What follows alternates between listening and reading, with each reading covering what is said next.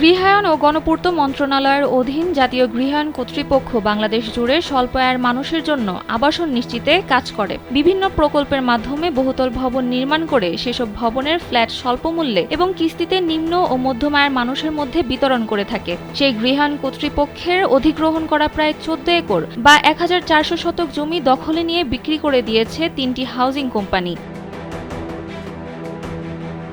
Cantonment থানা এলাকার ওই জমির দাম হাজার কোটি টাকার ওপরে। গৃহায়নের অ্যাকোয়ার করা এসব জমি দখল করে বিভিন্ন রাজনৈতিক ও সামরিক বাহিনীর বিভিন্ন কর্মকর্তার নামে সাইনবোর্ড টানিয়ে দেওয়া হয়েছে।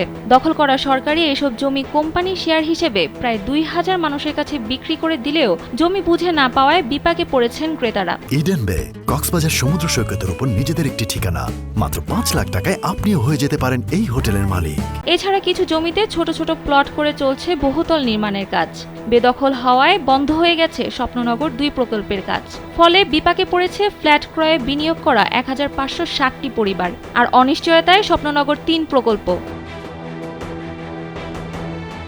জাতীয় গৃহায়ন কর্তৃপক্ষের নথিপত্র বলছে, মিরপুর 9 নম্বর সেকশনের বাউনিয়া মৌজায় 168 একর জমি সাবেক গৃহসংস্থান অধিদপ্তর বর্তমানে জাতীয় গৃহায়ন কর্তৃপক্ষ অধিগ্রহণ করে নেয়। অধিগ্রহণকৃত জমির সীমানা ঢাকা জেলা প্রশাসকের কার্যালয় কর্তৃক 1977, 1990 ও 2015 সালে 3 দফায় জাতীয় গৃহায়ন কর্তৃপক্ষকে বুঝিয়ে দেওয়া হয়। এরই মধ্যে 2019 সালের অক্টোবর মাসে শাগুফতা, হ্যাভিলি ও আলীনগর ডেভেলপার কোম্পানি দখলের চেষ্টা করে।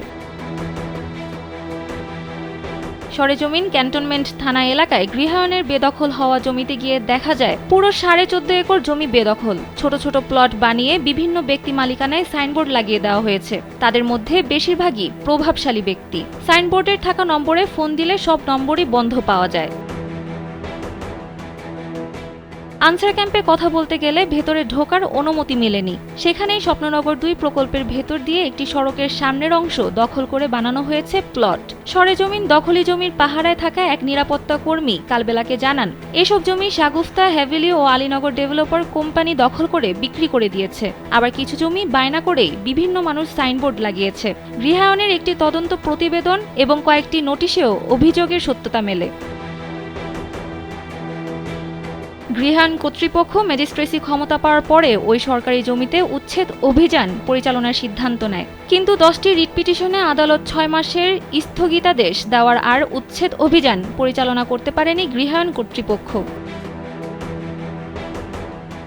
150 জনের একটি গ্রুপ শাগুফতা হাউজিং থেকে জমি ক্রয় করেছেন। তাদের একজন সাইফুল ইসলাম কালবেলাকে জানান, তারা শাগুফতার জুয়েল মোল্লার কাছ থেকে 150 জন মিলে জমি কিনেছেন। জমির রেজিস্ট্রি করা বন্ধ করে রেখেছিল ন্যাশনাল হাউজিং। পরে ডিসি অফিস থেকে ছাড়পত্র দিয়েছে, তবে ন্যাশনাল হাউজিং এর কোনো কাগজপত্র নেই। তারা ব্যক্তি মালিকানাধীন জমি দখল করতে চাচ্ছে। সানজিদে ইসলাম, কালবেলা।